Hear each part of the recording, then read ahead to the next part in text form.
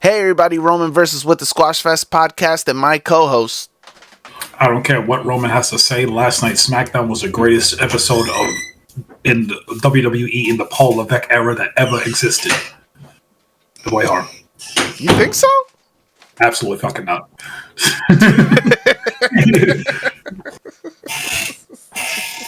I don't know what's happening. Absolutely not. All right. We can get into that. That was, oh God. So I took notes. Oh God, this is going to be, okay, cool. No. All right. Wait till you hear my notes. Especially with the top... Lala Tonga. What the hell's his name? Tonga. Tonga. Especially during his match. I got a whole summary. Hikuleo. I'm not calling him Hikuleo. That's not his name. Whatever. All right, so we kick off the show. And... No, not spoiler alert. I saw this after you. And you were texting me and how disappointed and poor this show was. So I went in with very low expectations. So the show kicks off, and they're doing the aerial shots, and they're showing the crowd from the outside. And the first thing I noticed, and maybe because I'm a nerd for cinematography and everything else, first thing I noticed, they were having production issues because Joe Tessitore started talking, and then just immediately the announce feed cuts out for like 30 seconds. And just like, what is happening? So then he restarts his intro promo, and eventually says, SummerSlam is going to be a big event, and here are two of your stars. And John Cena comes out to the ring, and he raises the mic to his mouth. And before he can even say anything, Cody's music hits. And another thing I noticed is when Cody's music hit, it's like they hit it twice. Because that little, I don't know how to explain it, but it goes chong chong. And then wrestling has more than one Royal Family. That intro played twice. It's like they were having so many production issues. So Cody comes out to the ring in his tracksuit, not his presidential gear, but Cody comes out and he gets in the ring and he gets in Cena's face, and Cody doesn't say anything. John cuts him off, and he says, "Cody, thank you. I told you I didn't want this match. I was mentally exhausted. I had all these things. I was like, I told you I didn't want this match, but you forced me into it. You called me out. Thank you. You gave me the butt kicking I really needed, and you pushed me to a place I needed to be, because I don't want to ruin wrestling. I love wrestling. But this title, I want to go home with it. Because if I don't go home with it, I feel like," and he points at all the fans, "I feel like all of you will forget me. First of all, you're John freaking Cena. You're a 17-time world heavyweight champion. You are the face of a company, even if I believe WWE was in its worst down years when Cena was on top. But even if you were the face of that company for a decade, there's nothing Cena can do that will make fans forget Cena." So he continues on. He goes, he doesn't want to be forgotten, and if this is his last Sunday, he's going to do it right. It isn't SummerSlam, he's going to do it right. So then he yells, "The champ is here, and we're going to have a fight." Cody says, "Welcome back, John." Asks for 2 beers. They sip out of the beer. Real American beer. Oh, I didn't even notice that. I looked at the can, but I didn't really pay attention to that. But they asked for 2 beers. They sip out of the beer. Cena spills most of his beer. Yeah. Cody takes a little sip. They shake hands. Cody walks out. Cena posturing babyface crowd for the crowd for the remainder of the segment. This was the absolute worst way you can turn John Cena babyface. This was the dumbest possible way. And here's my thing. After you text me how bad SmackDown was, my daughter texts me, I swear to effing God, Cody's turning heel.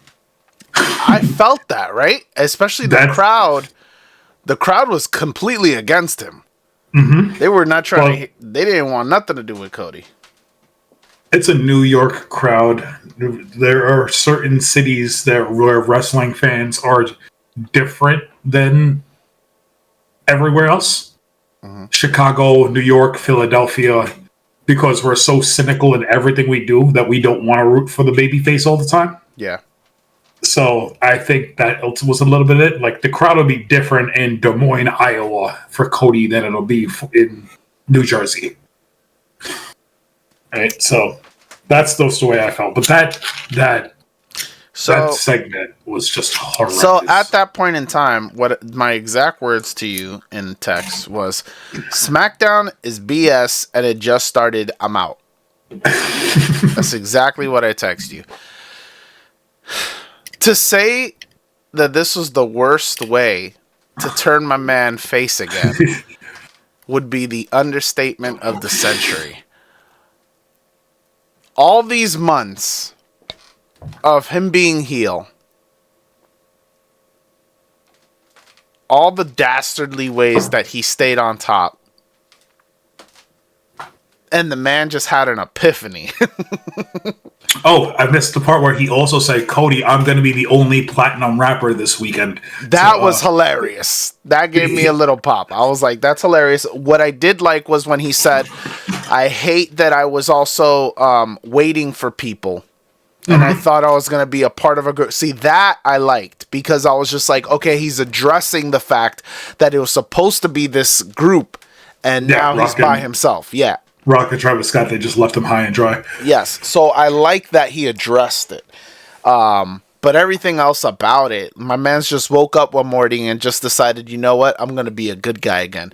Meanwhile, we had something way more compelling when we were talking about you should have used Ron Killings throughout the weeks to convince him to get him to come back as face. That would have been way more compelling. But no, you decided to have my man's wake up and say, I don't want to do it this way. Like, that's so stupid. Such lazy writing. And, if this is going to be my last SummerSlam, blah, blah, blah, blah, blah, blah, blah. What about your last every other pay-per-view that just passed? They had him turn at Elimination Chamber.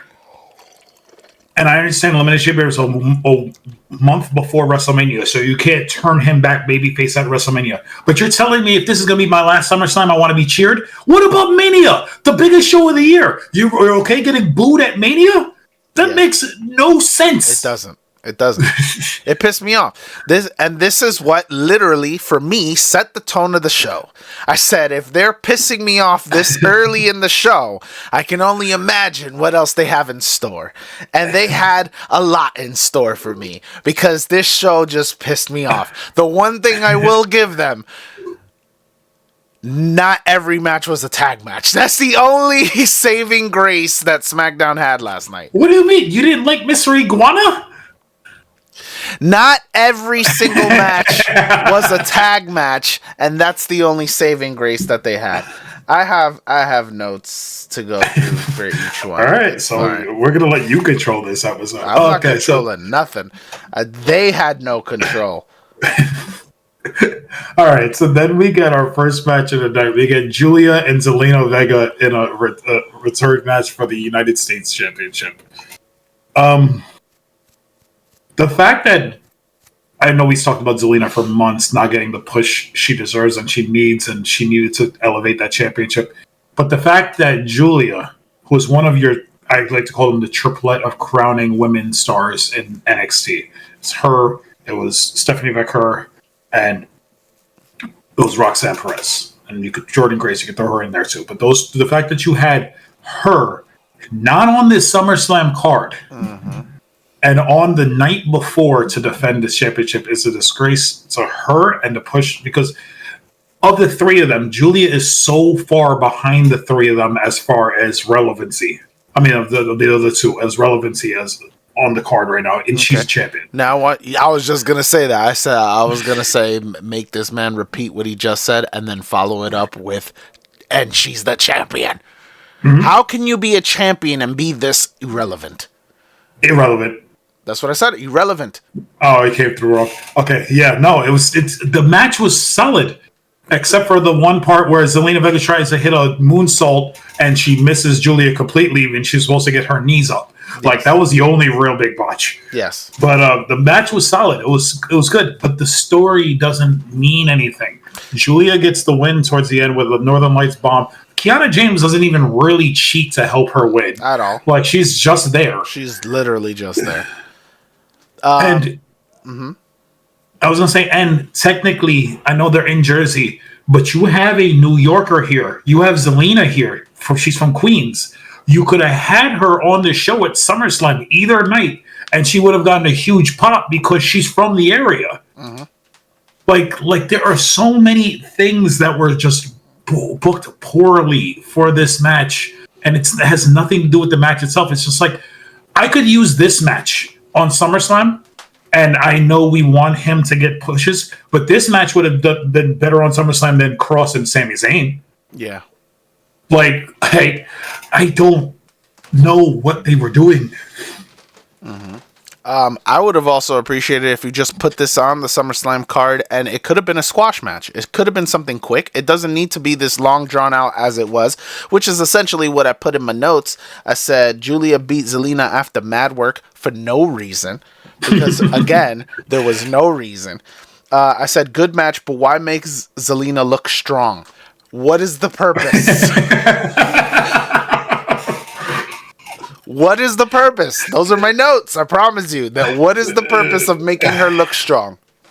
For why? Because all you did was take away more off of Julia, and you're already not doing anything with the girl. So, anyway, that's all I got for that. Like, it made no sense. This whole match made no sense. It's stupid, and that's gonna be the theme of today's show. Is stupid. Okay. Then we get a clip of Jelly Roll working out with a bunch of performance center athletes. And Logan Paul shows up, and they're having the back and forth. Jelly Roll calls him a podcaster. He calls him something really, I don't even remember what he said. He says, if you get in this ring, what, you think you're going to beat me up? But I invite you to get in this ring. So they get in the ring. They have one of the worst wrestling brawls I've ever seen, where they're not even really hitting each other. They're like slapping each other in the gut. Yeah. The Performance Center athletes are trying to break them up. Eventually, Drew McIntyre shows up, pushes all the Performance Center athletes out the way, hits Jelly Roll with a Claymore. Both both Logan Paul and Drew McIntyre grab Jelly Roll by the face and yell at him, saying, you don't deserve to be here. I told you you're not a wrestler. Mm-hmm. And it's just a really bad segment. Like, I will say Jelly Roll took a pretty good Claymore. He did. That Claymore last night was more flush on the side of his forehead. Yeah. I was annoyed with every part of that segment, especially the extras. I felt like they were so dumb. They don't get regular TV time. They don't know what they're doing. They definitely don't know what they're doing. They look clueless in there. That's also what kind of took me out of it. But what I love about this is that if you hated this segment, don't worry. We're going to give you more of it. Smackdown logic. That's what I love. We'll get that in a second. Moving on. All right. So then we get our one tag match of the night. Mm-hmm. So Los Garza and Santos Escobar. Thank you for putting Los Garza on the show, first of all. Oh, yeah, definitely. But so they come out of break, and they're showing you clips of Triple Mania, and Joe Tessitore botches the name of Triple A's biggest show of the year. He just said Triple A Mania, and I'm just like, that's not the name of the show. It's Triple Mania. Anyways, they botched the name of the so Santos is like, these guys went down to AAA. They won the AAA Tag Team Championships. They are the future of luchador wrestling. They're on top, and we're going to put an open challenge out for any tag team out there who wants to challenge for these tag team championships. Mm-hmm. This is one of the rare moments where WWE production did not get it right, because when the music from Mr. Iguana and Psycho Clown hit, the hard camera was still on Los Garza. They didn't cut to the Tron. And it reminded me when AJ Styles made his initial Royal Rumble debut. When his music hit, they kept the camera on Roman Reigns and his confused face, and they missed the Tron turning to "I am phenomenal." like it reminded me of that. But Mr. Iguana and Psycho Clown, they're fun. And we spoke about this on the last one, how WWE is going to use AAA as sort of a feeder system, developmental. And Mr. Iguana was the standout star of the Super Show that they did on YouTube a couple months ago. Mm-hmm. That I still haven't watched. You should. It's a really good show. Especially that Chad Gable versus El Vikingo match. But this is fun. We knew that.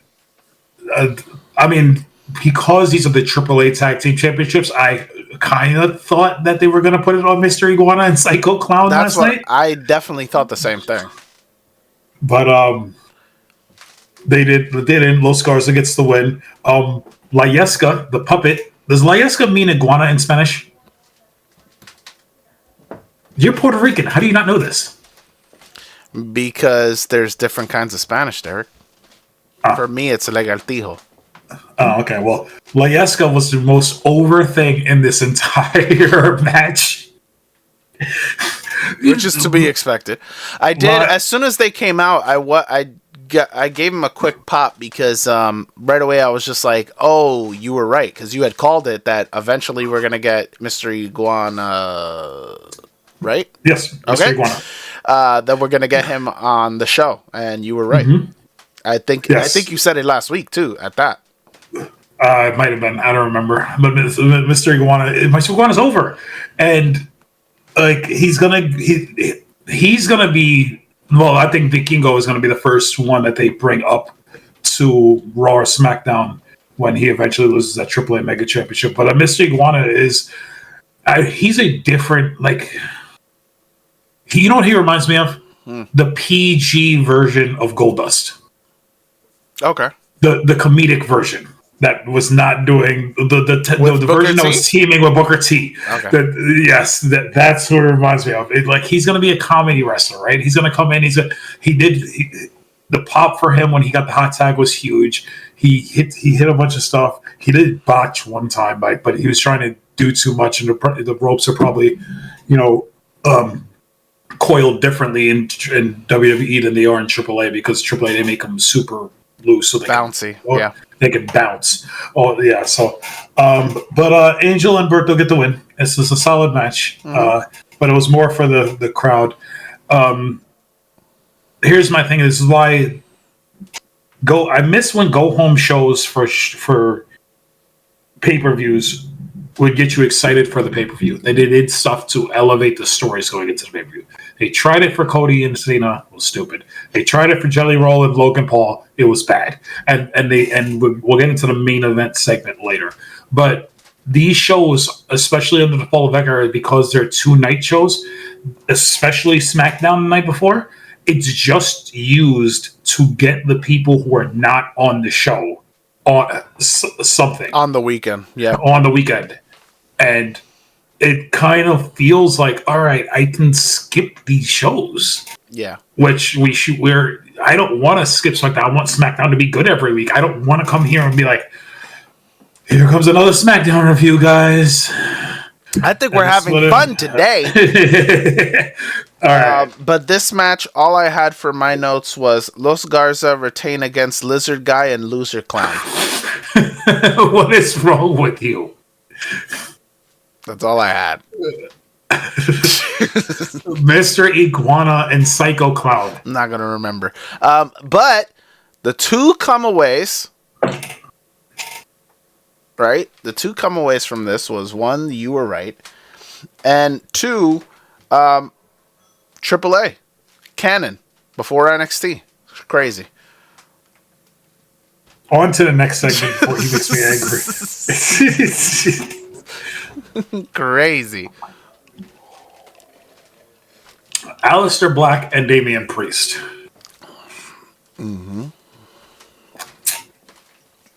Solid enough match, but it ends in a DQ.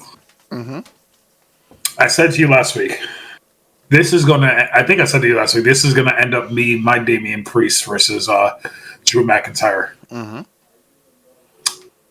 This is gonna continue. Yes. And continue. Yes. And continue. Oh God. So they gave my man a good long entrance for both of them. Both of them got the whole thing in. This man came out with the wings and like it was long. It was not short. They didn't cut to commercial. They gave them both their long entrances. I was just like, oh, we eating up time right now.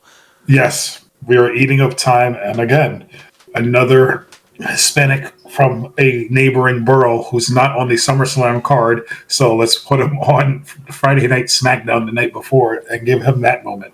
Yeah. Easy.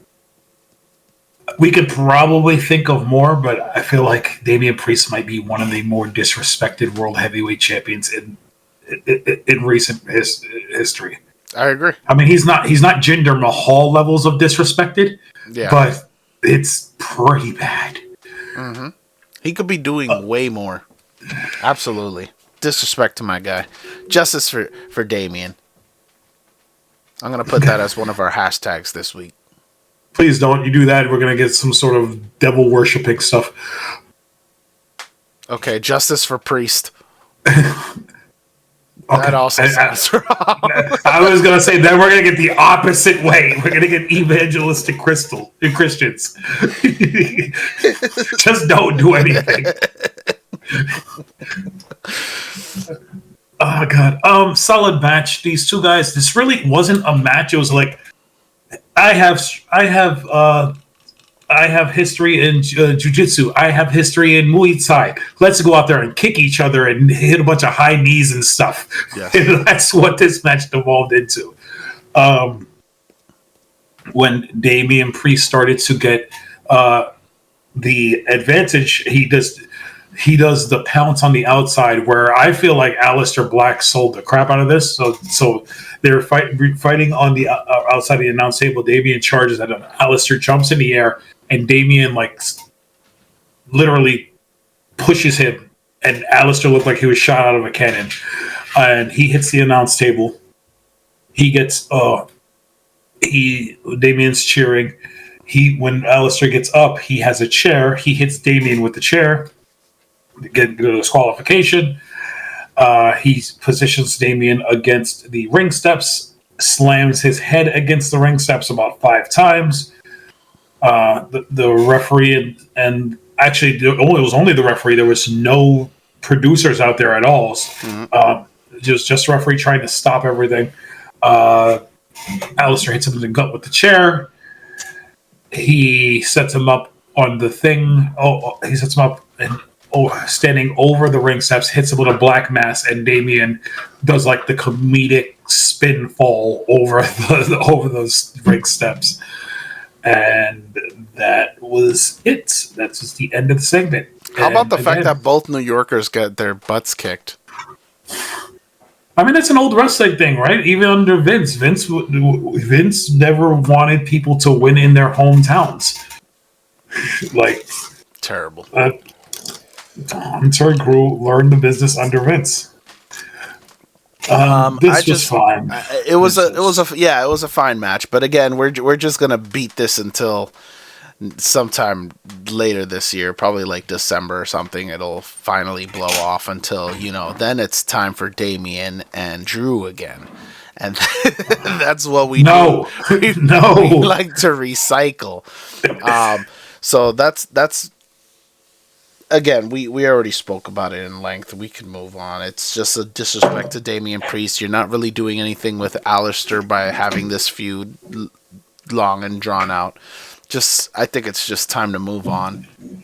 It should have been, and I think, like I said, I thought Aleister should have been Cody's first feud coming out of SummerSlam, but that doesn't seem like it's happening because this isn't over.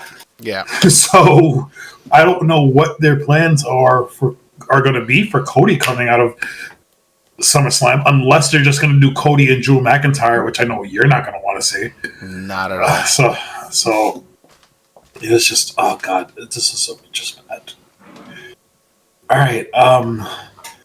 Before we get to the Jey Uso thing, because it takes me directly to the Jimmy Uso, match, we got to talk about Logan Paul and Drew McIntyre.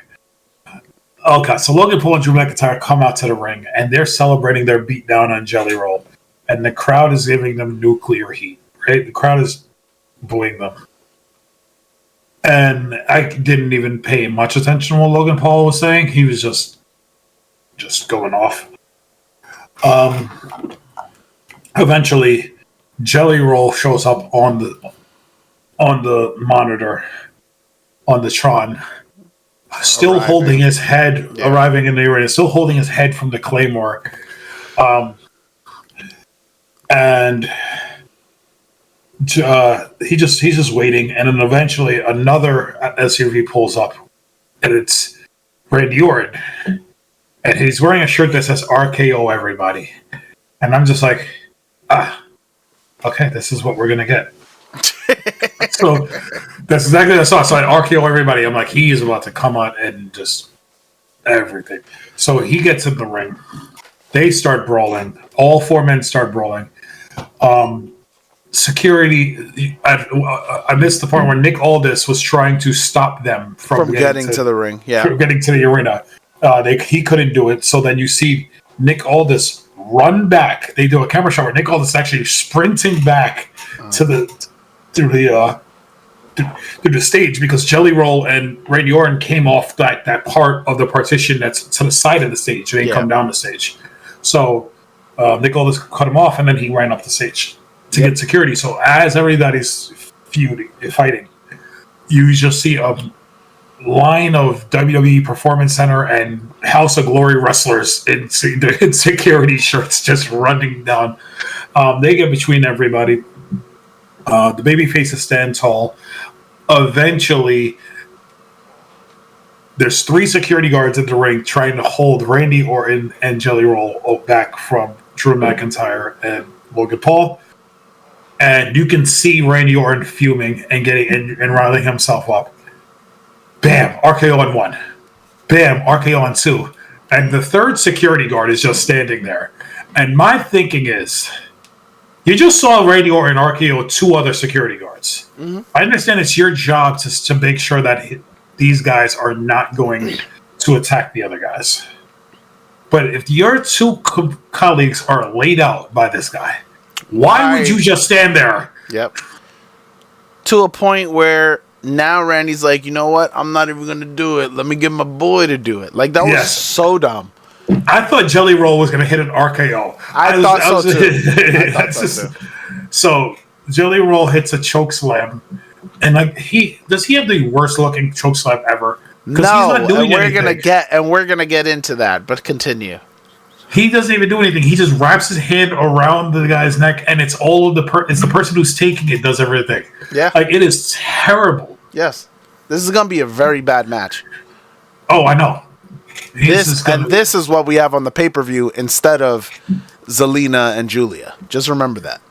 Yes. So yeah, the babyfaces stand tall. It's on tonight's show. It's on Saturdays. I think it's on Saturday. I don't even know the card's been. I'm just like, this is gonna hurt. Yep. This is a walk away and heat up some food or match. I'm definitely ordering Domino's tonight. Yeah, I was disappointed by this entire segment. It was just purposeless. I just thought everything about it was stupid, and the fighting just looks so terrible with Jelly Roll. I will say this, and it's been the take of a lot of people online, is we're spoiled when it comes to celebrity guest wrestlers. In the sense of we had Logan Paul, we had Bad Bunny, and Stephen Amell, and we see people like that. And then when we get somebody like this, it's just unbearable. People forget how good Stephen Amell was in the ring because he only had one WWE match. He had that one tag team match against Neville and Stardust. Yeah. No, it was him and Neville against Stardust and I don't know. Somebody. No, it was him and...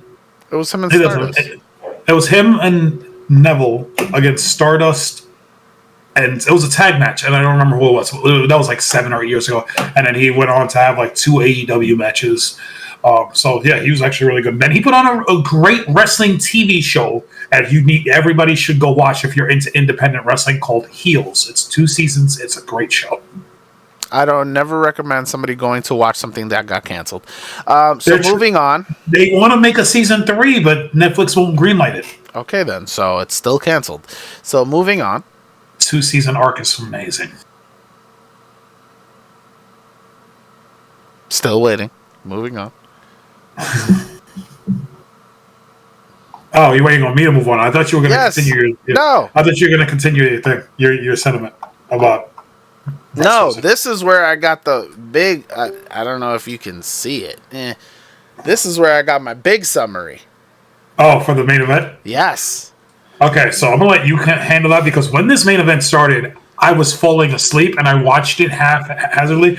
So the show starts and they're making a big deal over why there's a steel cage hanging above their arena. They kept bringing it up throughout the show. Yeah. On the broadcast. Why is this here? What's going on?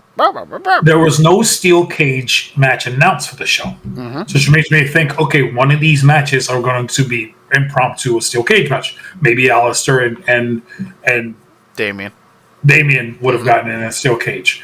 Whatever. No, we're going to use the steel cage legitimately as a prop. Mm-hmm. Obviously, everything in wrestling is a prop, but we're going to use the steel cage as a prop for the beatdown of Jimmy Uso. So we have to suspend our disbelief. I know in wrestling you have to suspend your disbelief a lot, but you have to suspend your disbelief that Solo Sikoa, who is the United States champion, has so much pull. Yes. With production. Yes. And with the production team. Yes. That he can just go to somebody and tell them to put up a cage. Yeah. Put up a cage for me. And say nothing to anybody. Yeah. Nick Aldis, what are you doing? Yep. Why didn't you come out and be like, why is this here? I didn't authorize a cage match. I didn't do that. Like, what is happening? Yep. So we start this match, and this was not the best showing for Jimmy Uso or Hikuleo. This came off as 2 guys, and I believe that it to be true, 2 guys who have never worked in a wrestling ring together. 100%. Because his Hikuleo's debut match, he's only had 1 main event match on obviously main event, and it's just like it just wasn't good, and the MFTs are boring. Like Solo's doing great work because Solo's always been a good talker when they gave him a chance to talk. Obviously, he went the whole year in the Bloodline where he didn't talk, but when he was in NXT, he was a good talker. When they gave him a mic and told him this is your character, he's a good talker. He's comedic. His timing is good. But this group, to me, and I like everyone in this group. And Tonga, whatever. I like Tonga Loa better. I mean, I'm sorry. Tonga Loa, no. I like Tonga better. But this watered-down version of the Bloodline is so bad that when they're on the screen, I want to roll my eyes. Why do we need Jeff Cobb as the heavy who doesn't do anything? By adding a 7-foot-tall Tongan to this group to be the enforcer, the badass, you take away from what Jeff Cobb was supposed to be. Yep. He was essentially supposed to be Solo, how Solo was to Roman. Yeah. So now Jeff Cobb is just there. Yeah. Like, it doesn't make... It does, like... Whatever. Eventually, I think Jimmy gets the win. Like I said, it doesn't really matter. No, Tala won. Tala Tonga beat Jimmy.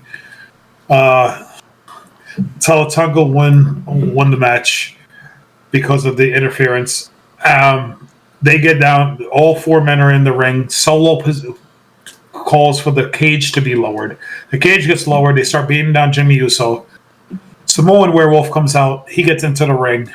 He fights off all four members of the MFTs. And they run away scared again. Like, this is how we're doing it. Like, we know, we think that Solo's going to retain that championship this weekend. Mm-hmm.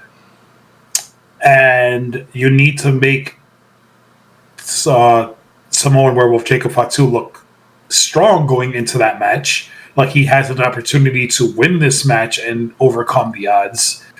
But this was just not a good way to advance this story at all. Last night didn't advance the story. Last night was just, we're going to promote the fact that we're having a cage match for those few fans who have not been paying attention to our show for the last few weeks. And here's the thing. If you have a few fans who are not paying attention to your show for the last few weeks and you're trying to get them to watch SummerSlam this weekend, last night's Smackdown was not the way to do it. Last night's Smackdown is going to turn people away. Yep. Like, it was... Oh, God. I'm going to let you go. I'm going to just... Speaking of the worst chokeslam ever, Tonga Kane beats down Jimmy because that's all we do. Tonga Kane. I did not mess up.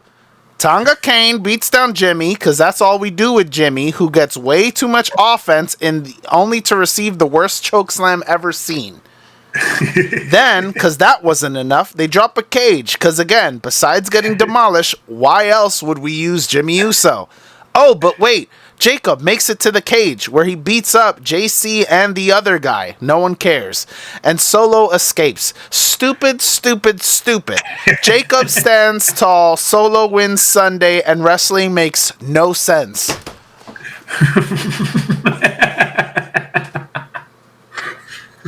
That's my summary. That chokeslam that he delivered was bad. Terrible. Was terrible. I did not expect that from an actual wrestler. And that's why I'm inclined to agree with your point. They've never worked together. No. But as a seasoned vet, such as Jimmy, I expected more. And Hikuleo. They're both vets. Like, he's in Japan for years. He's a vet. I'll give you that, but my point is that this is also the WWE system, so it takes people some time to acclimate to how they wrestle. But my point is that regardless, these are two wrestlers who have been doing this for years, and it looked terrible. Get in the ring and rehearse it. And again, why is Jimmy getting so much offense? Why? This should have been a squash match. I understand it's the main event, so you gotta bump it up. But again, why am I watching? First off, why is this the main event? Why is this the main event? Since when is Jimmy, right, a main eventer, considering the fact that all you've been doing is, again, either having him get pummeled or having him run in to save with a chair? That's it. That's all you have this guy do. But now we're going to give him a main event where I'm supposed to believe that after weeks, it's been longer than weeks, months of him just being used to get beat up, he's going to give off this level of offense to a monster. He's better Uso. I'm not saying he's not better Uso. I don't agree necessarily. But again, like, I'm supposed to believe that? He keeps getting beat up week after week after week after week, and I'm supposed to believe he came in there and he was just giving it to him. It was a complete waste. Complete waste. What else did you want to be the main event on the show? Layeska? What, the iguana? Like... You could have had this to start off the show, and you could have ended with Julie and Zelina, because that was a very competitive match. Yeah, but they're not putting Julie on the main event. They've done nothing with that. At least their argument would be, we're going to have Jacob Fatu and Jimmy Uso standing tall at the end of the show to go off the air. Like, I get that.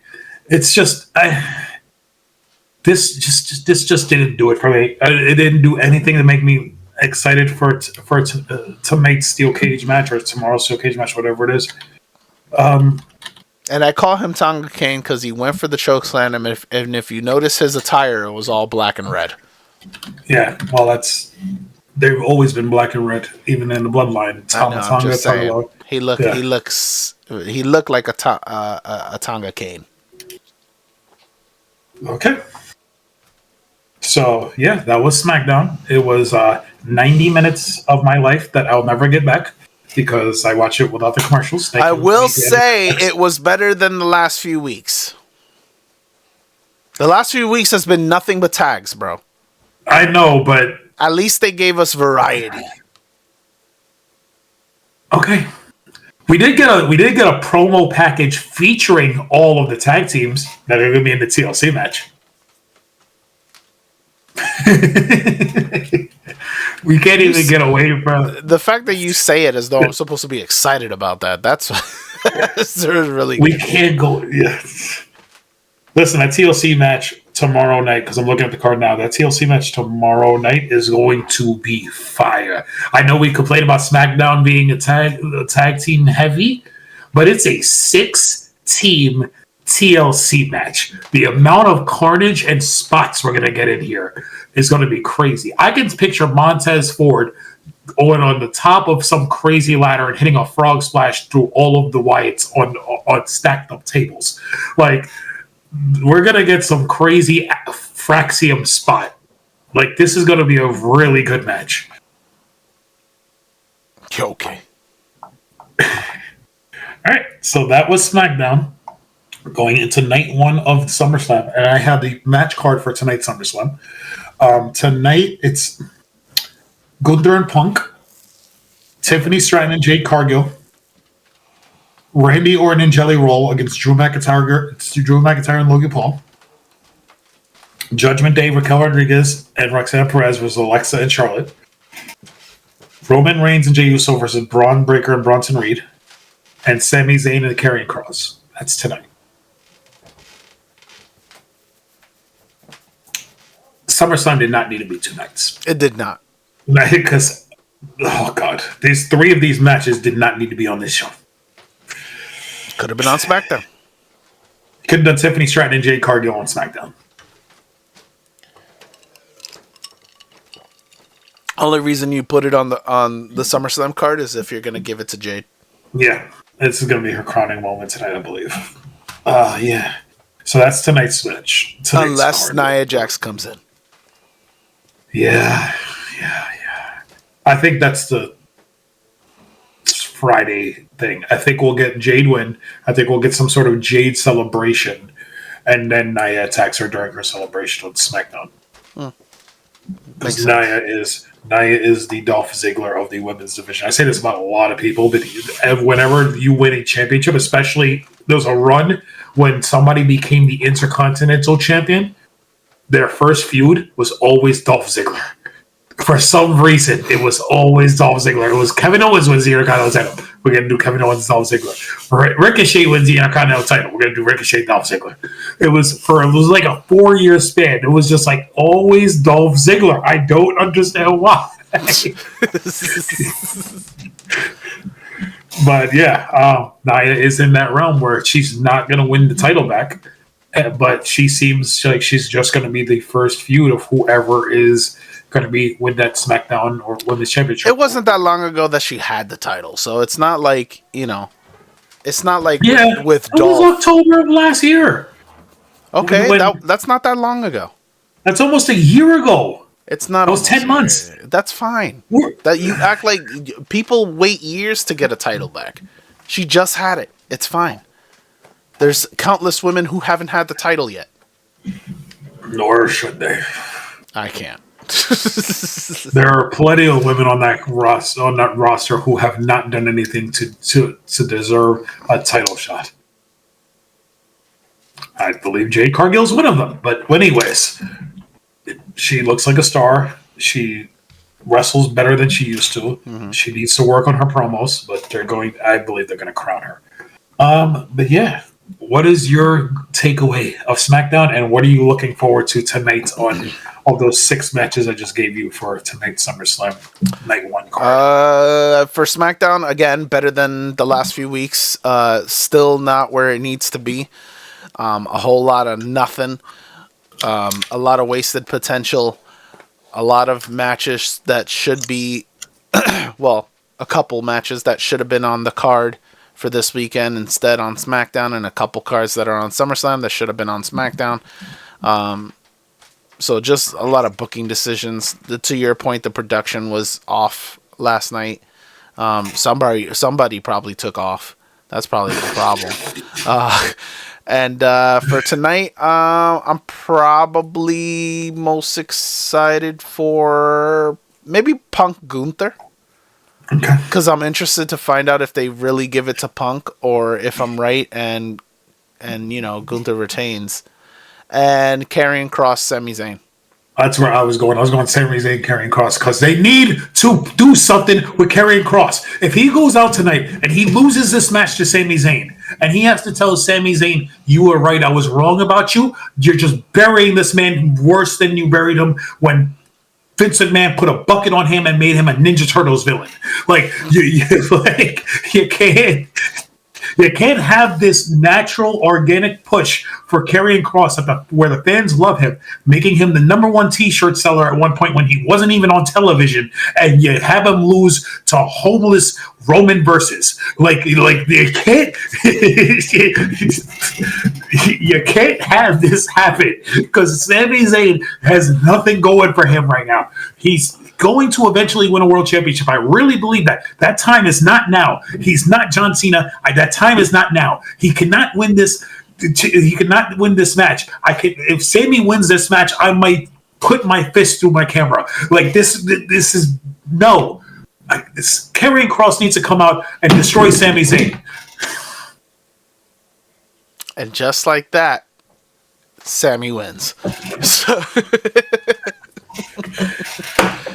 Oh man, I hope Karrion comes out with the win. Again, because then the potential for what you can do with him grows, and then he can start focusing on other people and stuff. To your point, you're not really doing anything with Sami, so use him to get Karrion over. Yes. Hopefully, I don't know. But yeah, that's going to be it for us. We hope you guys enjoyed our show. And we will see what happens this weekend. And we'll be recording, I believe, Monday for both nights. Yes. So yeah, catch us then. And we'll catch you on the next one. Peace.